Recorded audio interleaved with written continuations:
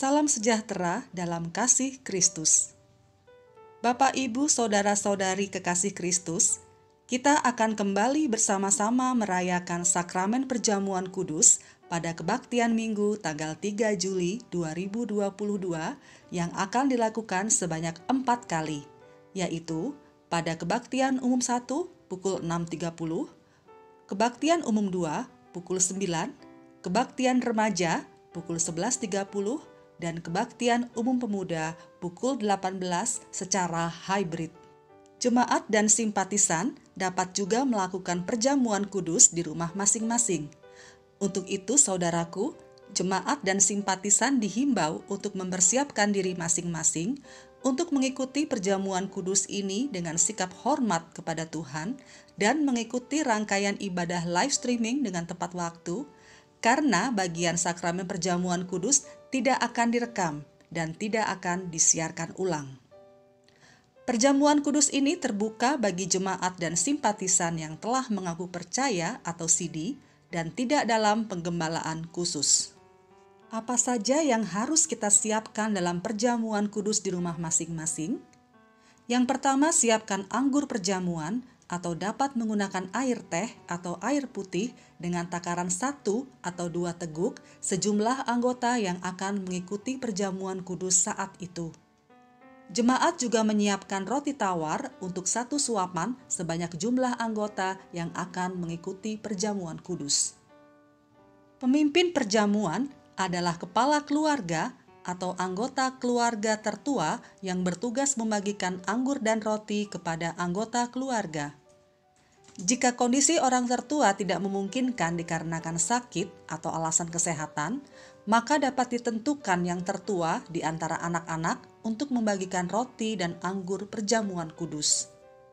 Jemaat sekalian, demikianlah info perjamuan kudus. Mari siapkan hati dan diri kita masing-masing untuk menyambut perjamuan kudus. Terima kasih, Tuhan Yesus memberkati.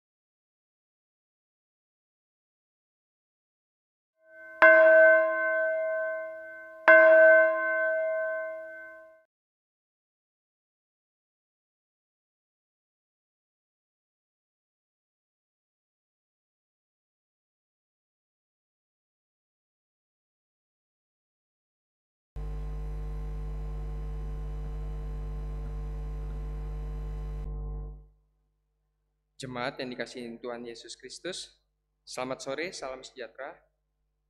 Selamat datang dan selamat beribadah secara on-site dan online. Bagi Bapak, Ibu, Saudara-saudari yang baru pertama kali mengikuti kebaktian di GKR Hankam ini, jika ada yang memerlukan pelayanan atau informasi, dapat menghubungi Majelis Jemaat atau kantor sekretariat tata usaha gereja. Bisa melalui aplikasi WhatsApp tata usaha 0878 3093 0639 atau melalui email gkiherha@yahoo.com. Wartalisan Minggu 3 Juli 2022. Pelayan kebaktian. Minggu 3 Juli 2022 pukul 18, hari ini akan dilayankan perjamuan kudus dengan pelayan firman dari Pendeta Markus Hadinata dari GKI Indramayu yang bertemakan jangan cuma menilai tetapi pahamilah. Ibadah lansia. Kamis 7 Juli 2022 pukul 10 dipimpin oleh Bapak Jumaga Tua Sinaga, bertemakan berbagi dengan sukacita. Moment with God dipimpin oleh Penatua Ronggur Harapan Panjaitan SSI Teol pada hari Jumat 8 Juli 2022 pukul 20. Doa pagi Sabtu 9 Juli 2022 pukul 7 dipimpin oleh Penatua Erik Victor Yudanto. Persiapan PA wilayah pada hari Selasa 5 Juli 2022 pukul 19 akan diadakan persiapan pemahaman Alkitab atau PA secara online yang dipimpin oleh Pendeta Margareta Santianinta SSI Teol.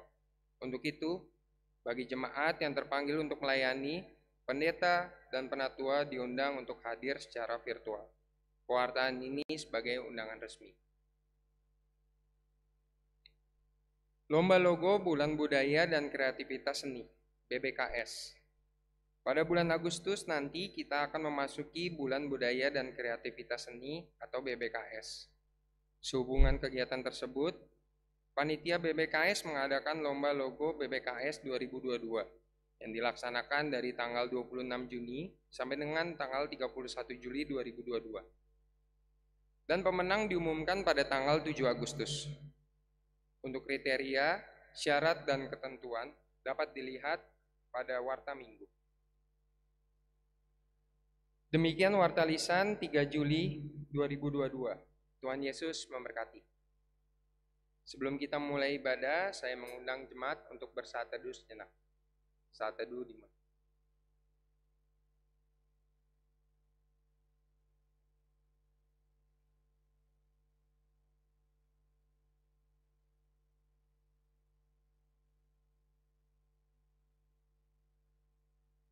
Saat teduh selesai, saya undang jemaat untuk bangkit berdiri.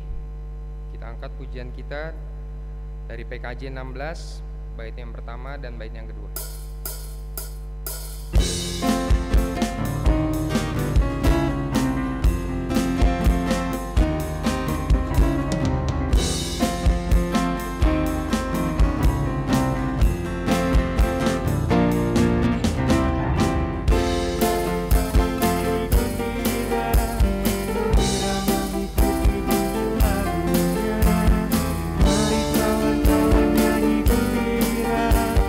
Supaya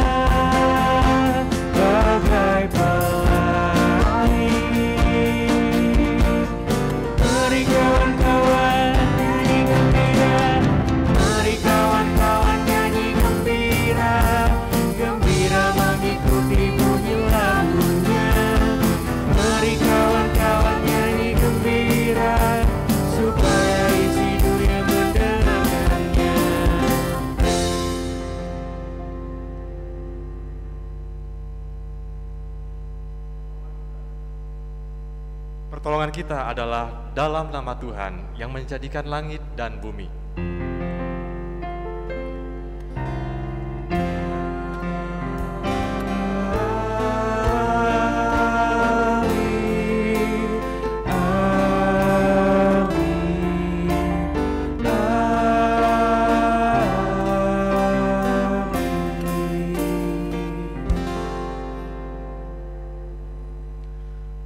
Tuhan beserta saudara.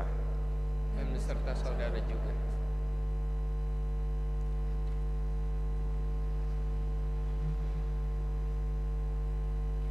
Tema minggu ini adalah jangan cuma menilai tetapi pahamilah. Dengan tujuan agar pemuda dan jemaat menumbuhkan rasa dan sikap kepedulian kepada orang lain, membedakan antara sikap memahami dan menghakimi keadaan orang lain, serta melakukan tindakan yang memperlihatkan usaha untuk memahami keadaan orang lain. Seringkali dengan mudahnya seseorang memberikan penilaian kepada orang lain tanpa lebih dulu memahami keadaan yang sebenarnya dari orang tersebut. Saat seorang mengalami permasalahan, banyak yang langsung memberikan kesimpulan bahwa hal itu akibat kesalahan orang tersebut.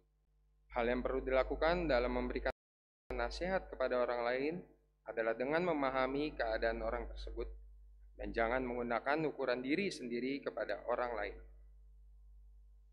Dengan memahami keadaan orang, maka kita akan mendapat landasan untuk mengajaknya bangkit dari permasalahan yang ada.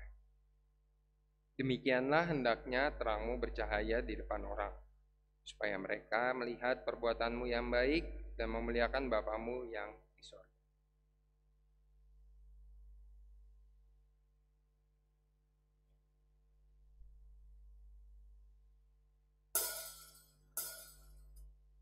Marilah kita mengakui dosa-dosa kita kepada Tuhan, dimulai dengan doa pengakuan dosa secara pribadi. Mari kita satu dalam doa.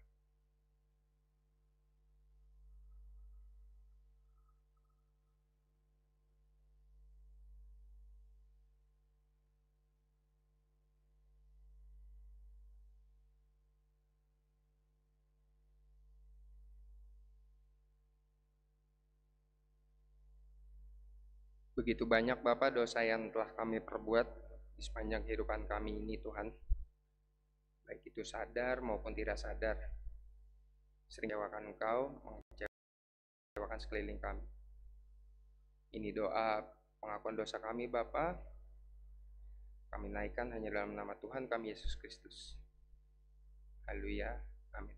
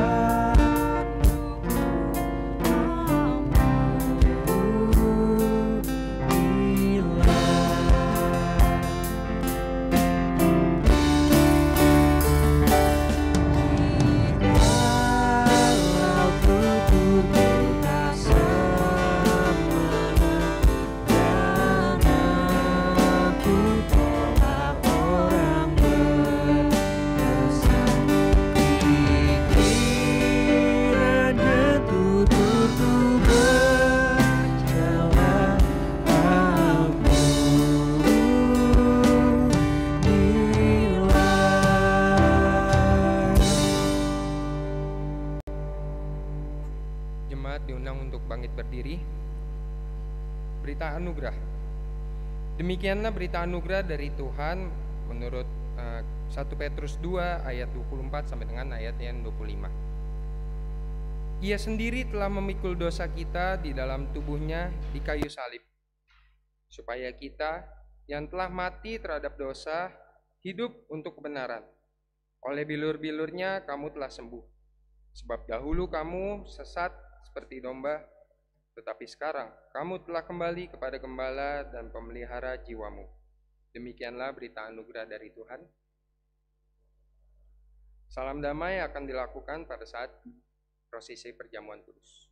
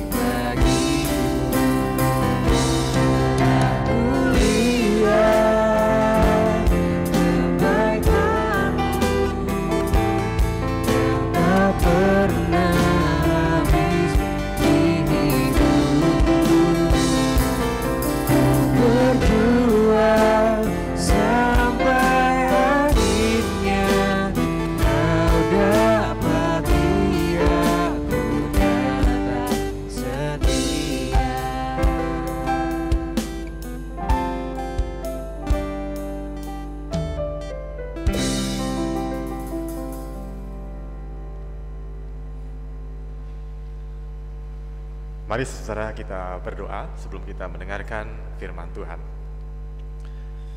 Kami bersyukur Tuhan untuk kebaikan Tuhan yang tak henti-hentinya, kasih setiamu yang tidak habis-habisnya dalam kehidupan kami hari lepas hari. Dan pada saat sore ini ya Bapa, bersama-sama kami boleh hadir bersekutu, maupun kami yang mengikuti dari tempat rumah masing-masing. Kami rindu mendengarkan pengajaran Tuhan lewat pemberitaan firman-Mu. Biarlah Roh Kudus, Roh Hikmat, Engkau boleh menaungi kami, supaya kami dapat mengerti akan apa yang Tuhan firmankan. Dan tolonglah kami juga untuk dapat melakukannya dalam kehidupan kami. Berfirmanlah, kami siap mendengarnya. Di dalam nama Tuhan Yesus Kristus kami berdoa. Amin. Pembacaan firman Tuhan menurut kitab Ayub 6 ayat 22 sampai 30.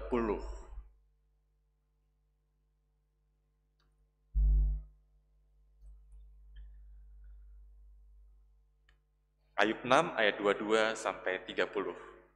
Pernahkah aku berkata, berilah aku sesuatu, atau berilah aku uang suap dari hartamu, atau luputkanlah aku dari tangan musuh, atau tebuslah aku dari tangan orang lalim. Ajarilah aku, maka aku akan diam, dan tunjukkan kepadaku dalam hal apa aku tersesat. Alangkah kokohnya kata-kata yang jujur, tetapi apakah maksud celaan dari pihakmu itu?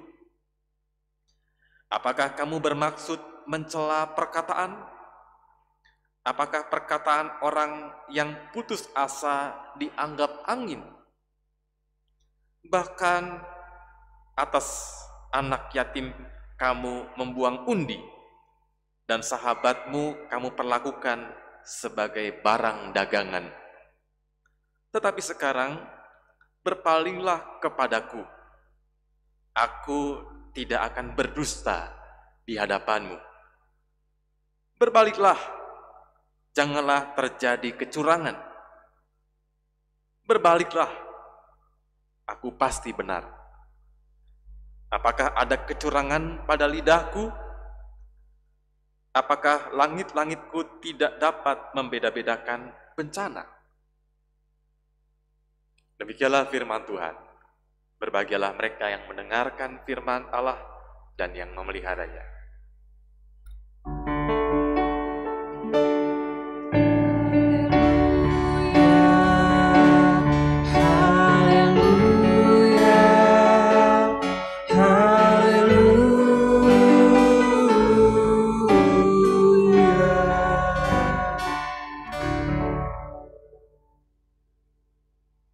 Ya, selamat sore, rekan-rekan kaum muda, saudara sekalian. Perkenalkan, saya Pendeta Markus, saya melayani dengan basis pelayanan di GKI Indramayu. Mungkin ada di antara saudara yang pernah main ke Indramayu, atau lewat mungkin ya, itu di daerah Pantura, daerah pinggir pantai, panas juga, dan terkenal dengan mangganya, jadi kota mangga gitu. Jadi kalau mampir-mampir Indramayu silakan kontak, nanti kita bisa mungkin makan mangga di sana ya. Ya saudara, senang sekali bisa melayani di kebaktian pemuda pada sore hari ini di GKI Raya Hankam. Saudara, tema pada kebaktian hari ini adalah jangan cuma menilai, tetapi pahamilah. Saya mengajak saudara untuk melihat ada dua gambar. Mari kita lihat gambar yang pertama, ya saudara. Apa yang saudara lihat di gambar pertama dan apa yang terlintas segera ketika melihat gambar ini? Ada yang mau respon? Gambar apa ini? Kira-kira apa yang ada di dalam benak saudara melihat gambar ini?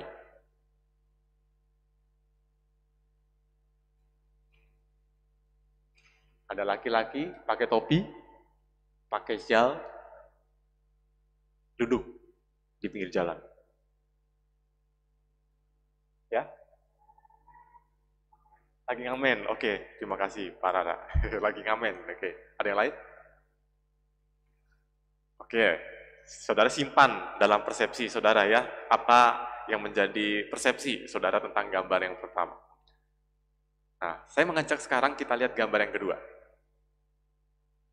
Apa yang ada di pikiran saudara-saudara?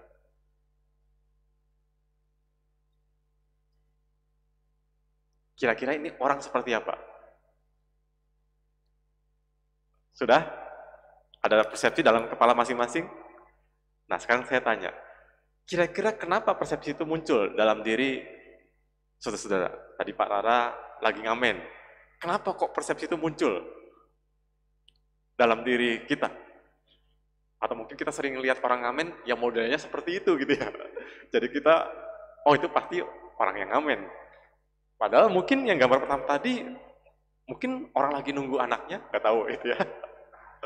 Atau mungkin lagi nunggu antrian bus, nggak tahu. Ya.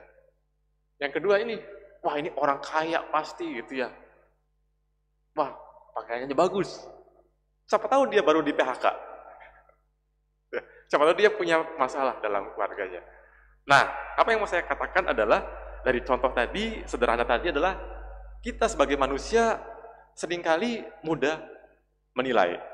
Tema kita adalah, jangan cuma menilai, tapi pahami. Kecenderungan manusia adalah mudah menilai. Menarik kesimpulan dari sepintas lalu, apa yang dia lihat. Coba aja contoh, tiba-tiba ada nih, GKI Raya Hankam, kedatangan orang, pakaiannya compang-camping gitu ya. Bawa tas kresek, nggak tahu apa isinya. Kira-kira apa penilaian kita nih? nggak biasa gitu ya. Jadi, wah itu seorang itu pantas atau tidak gitu ya. Dari pakaiannya kita akan nilai. Atau kita makan di sebuah warung makan, ya, atau kafe, wah ini makanannya enak, makanannya tidak enak, ya, atau pelayanannya bagus, tidak, kita menilai. Bahkan orang bisa juga menilai kehidupan orang lain yang ada di hadapan kita. Apalagi sekarang zamannya media sosial ya, Instagram, saya rasa semua punya Instagram ya di sini ya. Ada yang nggak punya Instagram? Angkat tangan. Anak muda. Kayaknya semua punya ya. Dan biasa kan di Instagram banyak orang komen ya. Orang upload status, atau mungkin story, atau mungkin reel gitu ya, reels. Kemudian ada banyak komen, ada banyak pandangan di dalamnya.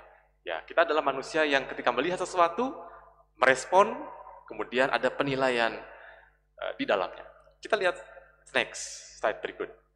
Nah, pertanyaannya sekarang adalah next, apakah kita dapat bebas dari sikap menilai orang lain? Benar nggak? Bisa nggak kita benar-benar bebas dari sikap menilai? Jadi kita melihat orang, kita lihat peristiwa, keadaan, ya udah lihat aja, tanpa menilai. Bisa nggak kira-kira? Apakah kita sebagai manusia benar-benar bisa bebas menilai dari sikap menilai? Rasanya kok enggak ya? Rasanya kita mungkin ada penilaian-penilaian yang dari faktor budaya, faktor kita dibesarkan ketika kita kecil ya, di tengah-tengah keluarga, maka mau nggak mau akhirnya kita menilai juga gitu ya. Mana orang yang pantas, mana yang tidak pantas, mana yang sopan, mana yang tidak, mana yang anak saleh, mana anak yang nakal gitu ya. Itu penilaian semua. Nah, berikutnya, next, kalau kita seandainya tidak bisa bebas dari sikap menilai, oke lah, kita menilai. Kita nggak pernah bebas. Kita nggak pernah bisa bebas dari sikap menilai. Lalu, dapatkah kita menilai dengan objektif tanpa menghakimi? Yang repot kan udah menilai, menghakimi pula gitu ya. Tapi bisakah kita menilai tapi tanpa menghakimi? Menilainya juga secara objektif. Ya saudara, next.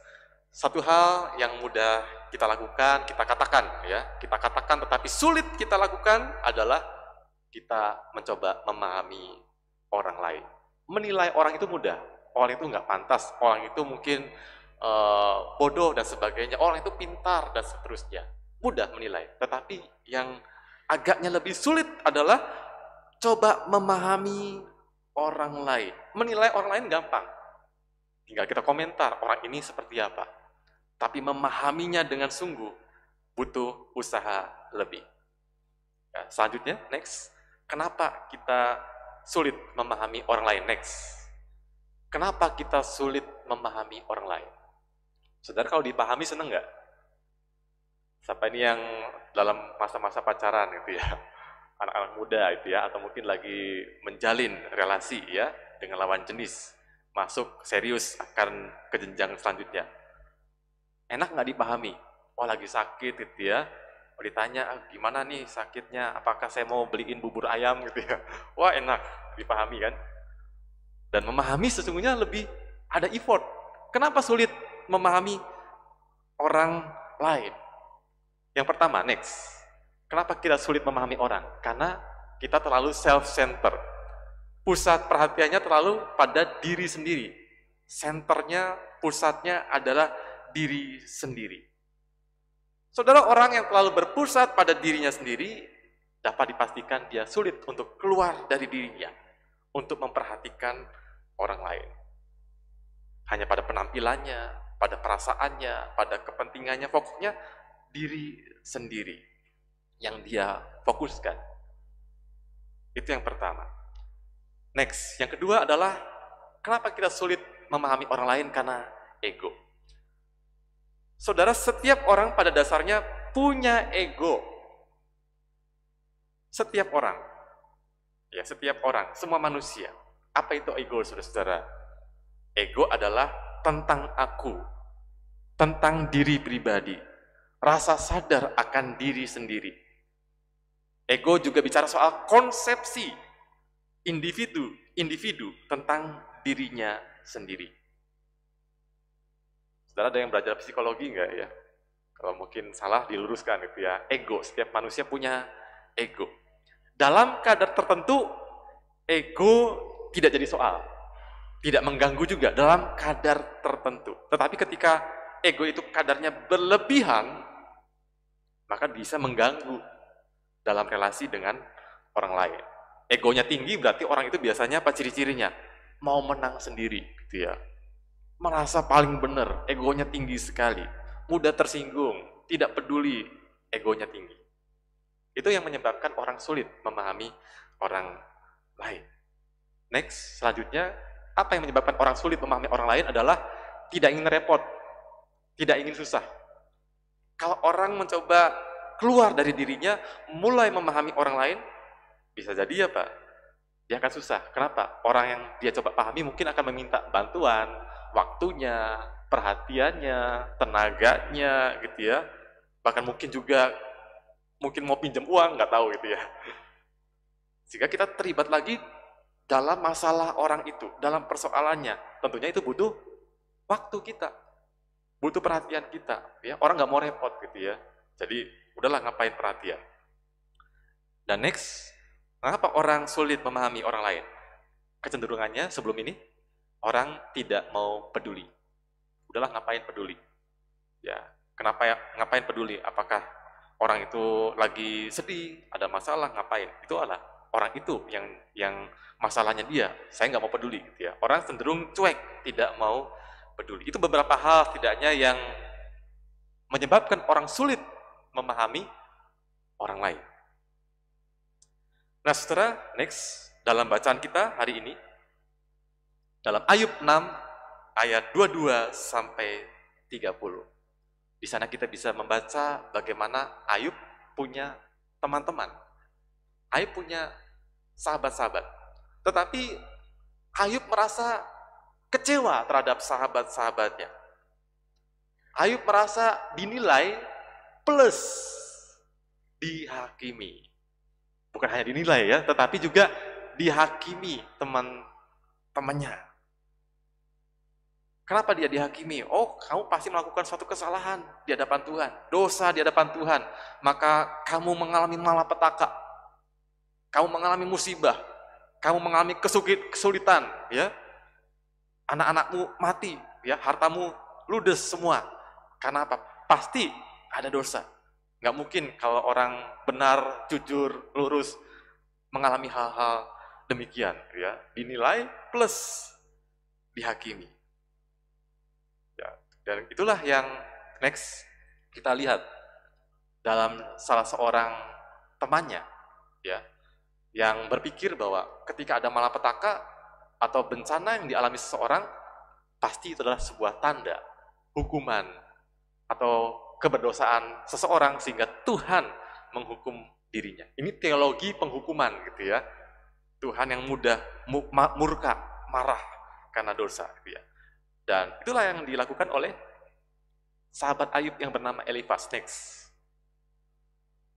Next slide. Ya, next pandangan Elifaz apa? Dia mengatakan pada Ayub, camkanlah ini. Siapa binasa dengan tidak bersalah dan di manakah orang yang jujur dipunahkan, kata Elifaz. Yang telah kulihat ialah bahwa orang yang membajak kejahatan dan menabur kesusahan, ia menuainya juga. Wah, ini hukum tabur tuai gitu ya, pakai hukum tabur tuai. Jadi, tapi setelah nggak langsung Elifaz menuduh Ayub bahwa pastilah kamu melakukan suatu kejahatan, maka kamu akan mengalami kesusahan. Ya, pastilah ada yang nggak beres. Dan sekali lagi pandangan Elifaz ini mewakili pandangan masyarakat pada waktu itu. Mungkin juga masih terjadi ada sampai dengan hari ini. Bahwa kalau orang mengalami musibah, orang mengalami malapetaka, matinya dengan cara yang mengerikan, mengenaskan gitu ya. Oh, pastilah dia adalah orang yang berdosa, atau dia mengalami sakit gitu ya. Pastilah ada dosa dalam dirinya. Tuhan hukum dirinya. Yaitu teologi penghukuman, Saudara. Saudara, sesungguhnya Ayub sendiri adalah bukan orang yang keras hati. Ayub sendiri sesungguhnya bukanlah orang yang begitu saja menolak nasihat yang baik dari orang lain. Sesungguhnya Ayub adalah pribadi yang mau belajar dari teman-temannya yang memberinya nasihat. Kalau teman-temannya dapat menunjukkan apa yang membuat hidup Ayub ini tersesat atau hal yang menyimpang yang Ayub lakukan. Sebab apa? Sebab selama ini Ayub merasa sudah pelihara hidup yang lurus. Berjalan di jalan yang benar, tidak menyimpang ke kiri, ke kanan, dia lurus di hadapan Tuhan. Teman-teman Ayub tidak bisa menunjukkan kesalahan Ayub, tetapi mereka malah menghakimi Ayub. Maka Ayub mempertanyakan sikap teman-temannya yang mencela dirinya. Ayub merasa kecewa dengan teman-temannya. Saudara-saudara pernah nggak kecewa dengan sahabat atau teman gitu ya? Kecewa. Atau dengan pasangan mungkin ya, saya nggak tahu. Pernah nggak kecewa gitu ya? Kita curhat gitu ya. Ya biasanya kaum perempuan, tapi tidak menutup kemungkinan laki-laki juga bisa curhat gitu ya. Udah curhat, habis-habisan nangis. Terus kita dikatakan, ah gitu aja kok kamu nangis. Wah gitu ya, oh disepelekan, oh masalah saya kok gitu aja gitu ya. Padahal berat menurut saya gitu ya. Wah kecewa gitu ya. Ya mungkin kita pernah mengalami kekecewaan. Bukannya dipahami, malah dinilai gitu ya. Atau malah dihakimi seperti itu. Ya. Nah saudara, next. Ya keinginan Ayub tadi hanyalah sesungguhnya adalah apa? Dia ingin supaya dipahami oleh teman-temannya. Supaya dia tidak merasa sendiri dalam menghadapi masalahnya. Supaya dia merasa dikuatkan oleh teman-temannya. Next. Slide ya. Ya, jadi bukan nasihat pertama-tama yang Ayub butuhkan, bukan solusi, ya, tetapi hanya perlu dipahami. Jadi kadang ada orang yang curhat sama kita, kadang dia nggak butuh solusi gitu ya. Dia sudah tahu solusinya, tapi dia butuh didengar, butuh dipahami gitu ya. Butuh ada orang yang memahami dia, yang ada bersama-sama dia untuk bisa memahami, menguatkan dia gitu ya. Kadang orang tidak butuh banyak nasihat, kecuali ketika dia minta, tolong saya diberikan nasihat gitu ya. Kadang dia hanya butuh dipahami. Next. Ya, Ayub di sini sendiri tidak pernah menyusahkan teman-temannya ya. Dia adalah orang yang tidak mau merepotkan teman-temannya juga gitu ya. Jadi keinginan Ayub hanya pengen dipahami saja sebetulnya. Next. Nah, bagaimana dengan kecenderungan kita? Zaman sudah berubah. Dari kitab Ayub ribuan tahun sudah kita lalui gitu ya, sudah berlalu, tetapi kecenderungan manusia, kecenderungan kita agaknya tetap sama. Itu apa? Terlalu cepat menilai. Ya. Lihat sesuatu cepat menilai, gitu ya. Padahal kita belum benar-benar mencoba untuk menggali informasi, memahami, terlalu cepat menilai, gitu ya. Atau selanjutnya apa? Next, terlalu cepat memberikan nasihat, solusi. Wah, anak kita datang sama kita nasihati dari A sampai Z ya. Kamu harusnya begini nak, dan seterusnya, banyak sekali nasihat gitu ya. Atau mungkin teman kita gitu ya. Padahal dia mungkin datang sama kita bukan butuh nasihat gitu, tapi butuh mungkin teman curhat gitu ya, dipahami. Apalagi persoalannya, kecenderungan kita. Next, yaitu kita terlalu cepat menghakimi orang gitu ya. Melihat kejelekan orang, kita hakimi gitu ya. Next, selanjutnya, ya, maka dari sini apa yang mau dipelajari dari perenungan atas kitab Ayub, dari kisah Ayub ini, dan juga bagaimana perlakuan teman-temannya. Kalau tadi kecenderungan kita adalah terlalu cepat menilai, terlalu cepat menghakimi, ya, terlalu cepat kasih solusi, saran, nasihat. Apa yang mau dipelajari? Next, yaitu ya sebaliknya, kita mau lambat menilai. Kalaupun menilai, apakah kita bisa menilai dengan objektif? Dari sudut pandang orang itu, bukan dari sudut pandang kita. Objektif, melihat dari segala sisi kehidupan orang itu. Kenapa dia bisa begini? Kenapa dia bisa begitu? Apa faktor yang membuat dia seperti itu? Secara objektif, ya. Kita mau lebih lambat menilai. Selanjutnya, kita juga mau lebih lambat memberikan nasihat, ya. Terlalu banyak nasihat itu kurang bagus ya, terlalu sedikit ya juga kurang bagus. Tetapi sesuai porsinya, sesuai dengan apa yang orang itu butuhkan. Ya, kita mau lebih lambat memberikan solusi. Berikutnya, kita mau lebih lambat menghakimi. Yesus tidak pernah menghakimi seseorang ketika dia melayani di tengah-tengah dunia ini gitu ya. Dia melihat ada seorang perempuan yang dihakimi ramai-ramai, dia sudah berzina, Yesus tidak hakimi. Banyak orang menghakimi dia, tetapi Yesus angkat dia. Yesus pulihkan jati dirinya. Yesus pulihkan gambar dirinya.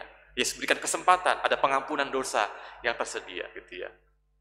Kita mau lebih lambat menghakimi di tengah-tengah masyarakat yang mudah sekali menghakimi orang. Orang jatuh dalam dosa, harusnya diapain?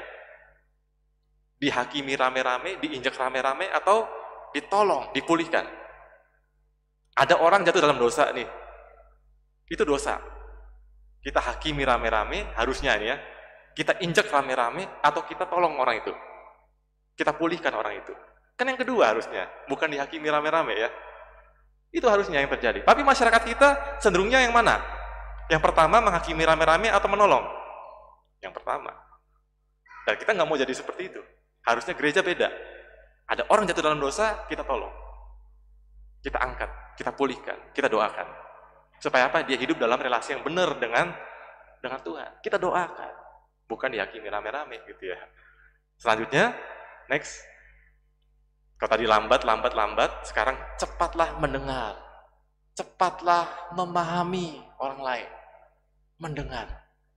Bukan mendengar sambil lalu ya. Oh apa? Mendengar ya. Nggak sungguh-sungguh menyimak. Tapi dengar. Kalau ada orang curhat sama kita, datang sama kita, mata kita kemana-mana. Saudara coba sedang bicara sama orang, tapi orang yang saudara ajak bicara, matanya kemana-mana gitu. Enak nggak kira-kira? Nggak enak ya. Ini orang benar-benar mau merhatikan nggak sih gitu ya. Jadi perhatikan, dengarkan. Bahkan bahasa tubuh pun berbicara gitu ya. Coba pahami apa yang menjadi pemikirannya, permasalahannya dari sudut pandang orang itu. Itu yang harusnya bisa kita pelajari ya pada saat ini. Dan next, apa dasar kita memahami orang lain, saudara? Next, dasar kita memahami orang lain adalah karena Tuhan sudah lebih dulu memahami kita. Tuhan sudah lebih dulu memerhatikan kita. Next. Ya, setidaknya itulah yang dikatakan dalam surat 1 Yohanes pasal 4 ayat 10. Inilah kasih itu. Bukan kita yang telah mengasihi Allah, tetapi Allah yang telah mengasihi kita dan telah mengutus anaknya sebagai pendamaian bagi dosa-dosa kita. Kita nggak bisa, atau kita nggak akan pernah mampu mengasihi Tuhan lebih dulu kalau Tuhan tidak mengasihi kita. Kenapa? Itu tadi kecenderungan manusia, egois, self-center gitu ya. Boro-boro ngasihi Tuhan. Tapi Tuhan lebih dulu mengasihi kita. Tuhan memahami keberdosaan kita. Tuhan memahami ketidakmampuan kita untuk bisa sampai kepada Dia. Maka Dia utus anaknya.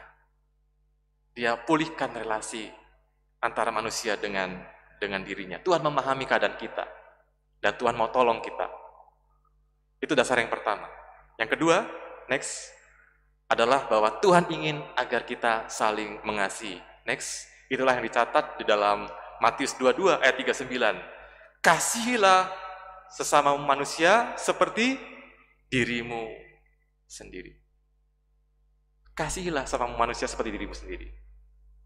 Kalau orang tidak bisa mengasihi sesamanya, jangan-jangan dia belum mengasihi dirinya sendiri. Jangan-jangan dia belum bisa berdamai dengan dirinya.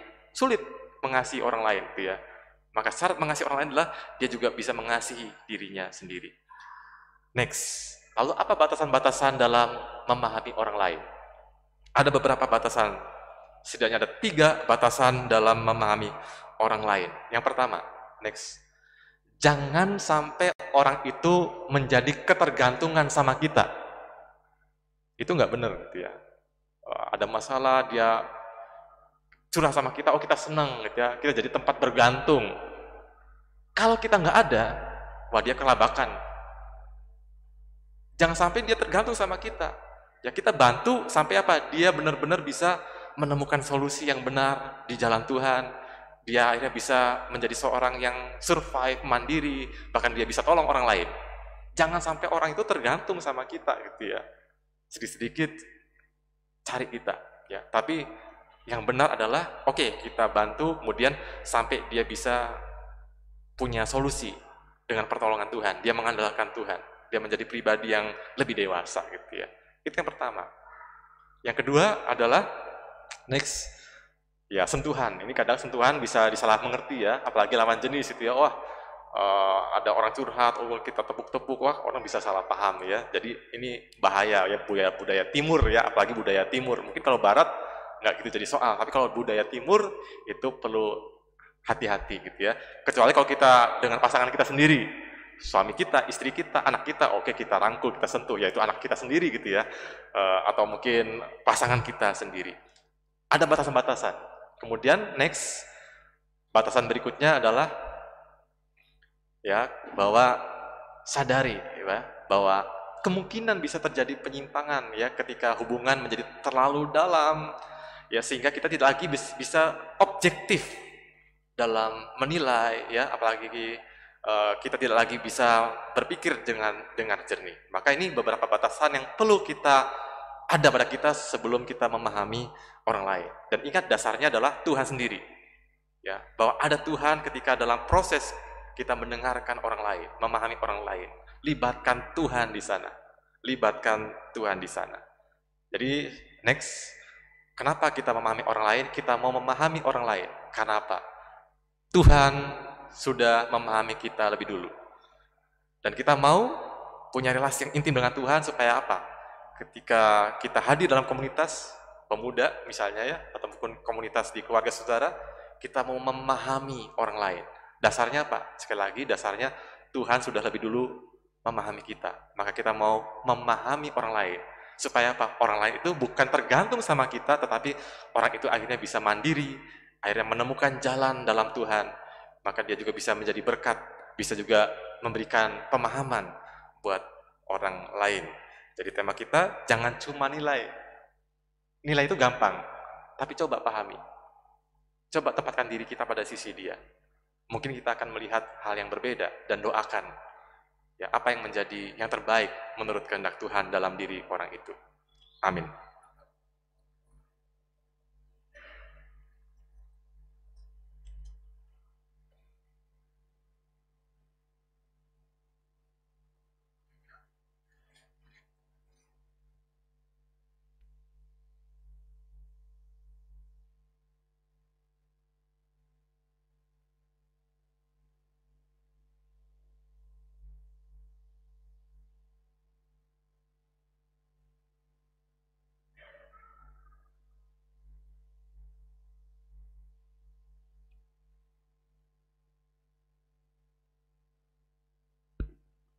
Jemaat diundang untuk berdiri.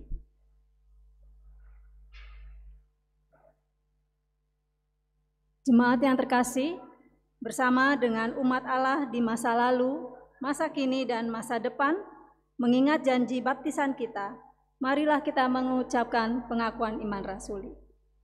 Aku percaya kepada Allah, Bapa yang Maha Kuasa, Khalik langit dan bumi, dan kepada Yesus Kristus, Anak yang tunggal Tuhan kita, yang dikandung dari Roh Kudus, lahir dari anak darah Maria, yang menderita sengsara di bawah pemerintahan Pontius Pilatus, disalibkan, mati dan kuburkan, turun ke dalam kerajaan maut. Pada hari yang ketiga, bangkit pula dari antara orang mati, naik ke surga, duduk di sebelah kanan Allah, Bapa yang Maha Kuasa, dan dari sana ia akan datang untuk menghakimi orang yang hidup dan yang mati. Aku percaya kepada Roh Kudus, gereja yang kudus dan am, persekutuan orang kudus, pengampunan dosa, kebangkitan orang mati, dan hidup yang kekal. Amin. Silakan duduk. Mari saudara kita naikkan doa syafaat, kita berdoa. Bapa, kami bersyukur untuk kebenaran firman Tuhan yang mengajarkan kami untuk tidak hanya menilai, tidak hanya mudah atau terlalu cepat menilai, apalagi menghakimi. Tapi kami mau mulai hari ini lebih mau memahami pasangan kami, lebih mau memahami orang tua kami, lebih mau memahami saudara kami, lebih mau memahami orang lain.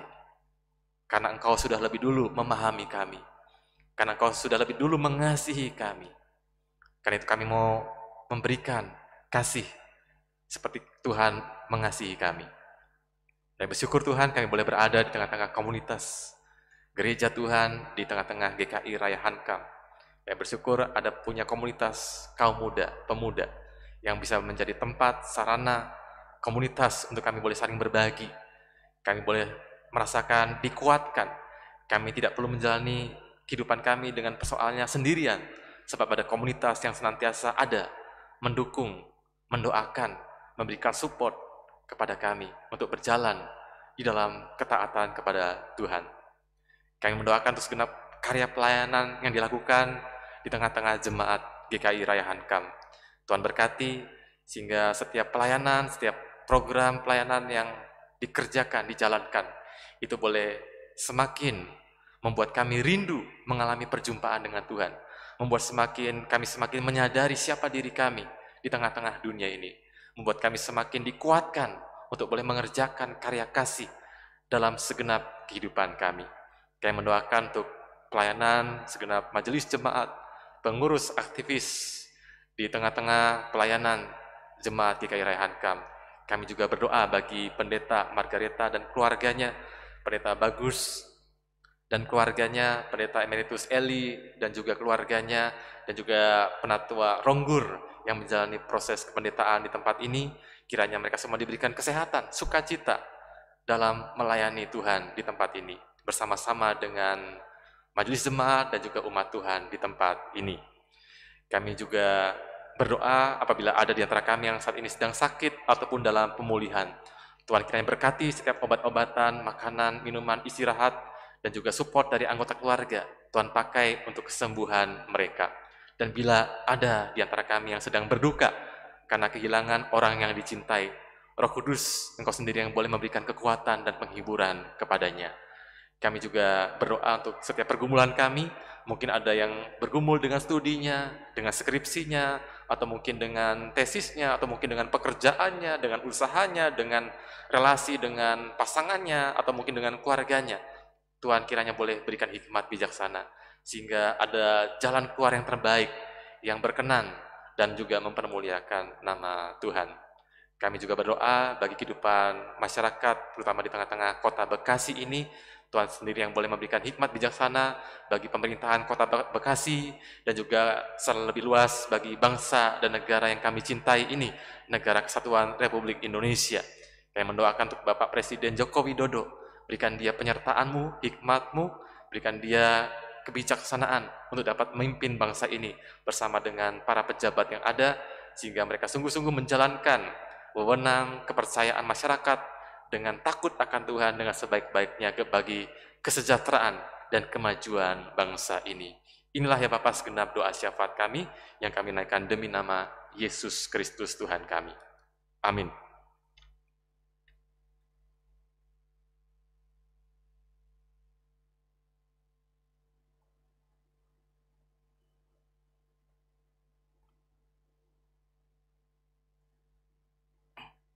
Marilah kita memberikan persembahan syukur kita kepada Tuhan. Nats persembahan minggu ini diambil dari Amsal 3 ayat 9-10. Muliakanlah Tuhan dengan hartamu dan dengan hasil pertama dari segala penghasilanmu, maka lumbung-lumbungmu akan diisi penuh sampai melimpah-limpah, dan bejana pemerahmu akan meluap dengan air buah anggurnya. Persembahan ini ada 2 amplop. Yang pertama itu persembahan mingguan dimasukkan ke dalam kantong persembahan berwarna hitam. Yang kedua itu ada persembahan perjamuan kudus dimasukkan ke dalam kantong berwarna merah.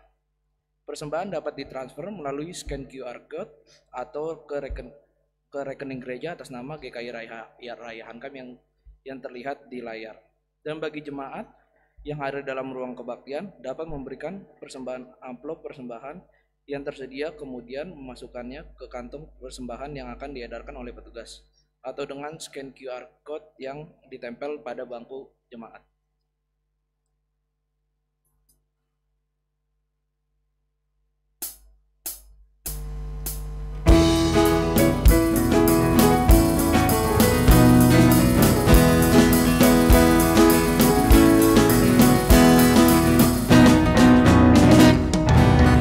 Terima kasih ya Tuhan.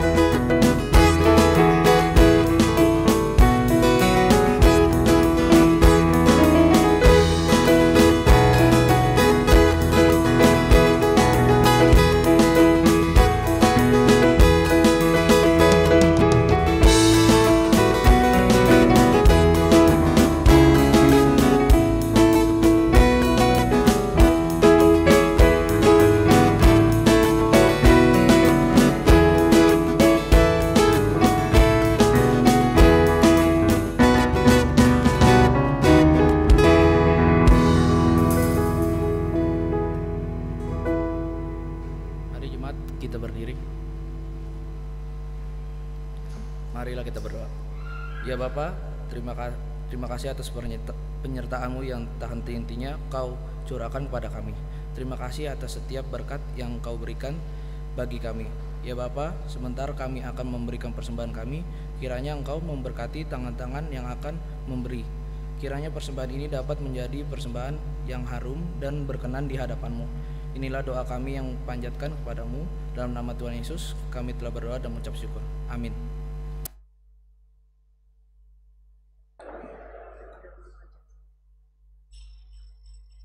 Umat kekasih Tuhan, Kristus telah menyapa kita lewat firman dan perjamuan. Pengorbanannya telah memulihkan kita. Oleh bilur-bilurnya kita menjadi sembuh. Maka lanjutkanlah perjalanan hidup kita masing-masing dengan mata tertuju pada Yesus. Jangan lupakan pengorbanannya, jangan lupa Getsemani. Jadikanlah Dia Raja satu-satunya di dalam kehidupan kita.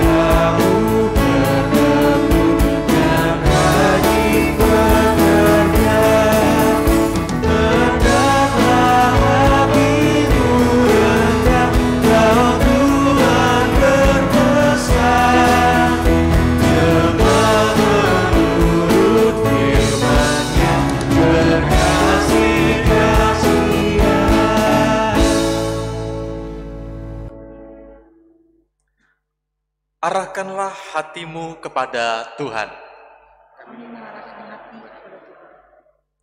Jadilah saksi Kristus. Terpujilah Tuhan. Tuhan memberkati engkau dan melindungi engkau. Tuhan menyinari engkau dengan wajah-Nya dan memberi engkau kasih karunia. Tuhan menghadapkan wajah-Nya kepadamu dan memberi engkau damai sejahtera.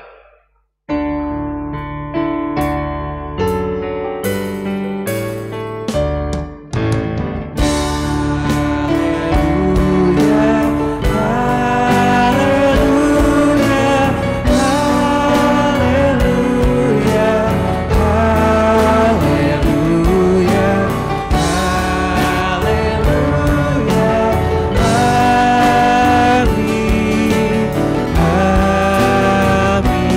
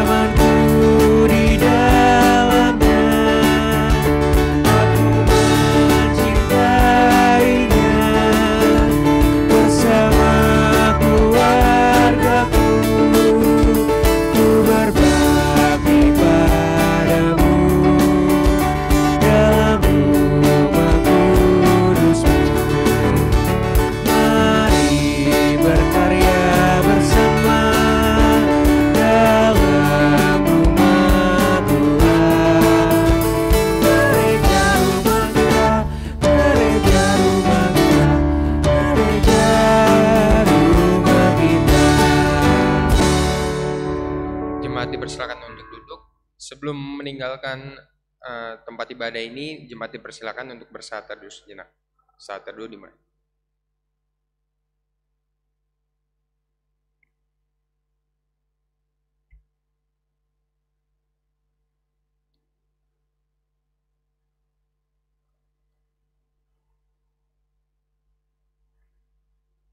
Saat teduh selesai, selamat hari Minggu.